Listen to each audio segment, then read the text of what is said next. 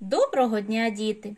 Пропоную вам сьогодні вивчити новий віршик, який називається «Котики-воркотики». Написав цей вірш Андрій М'яцьківський. Котики-воркотики сілися рядком, поїть сонце котиків теплим молоком. Котики-воркотики в мене на вікні. Котики-воркотики гості весняні. Не глядить на котиків лиш вусатий кіт.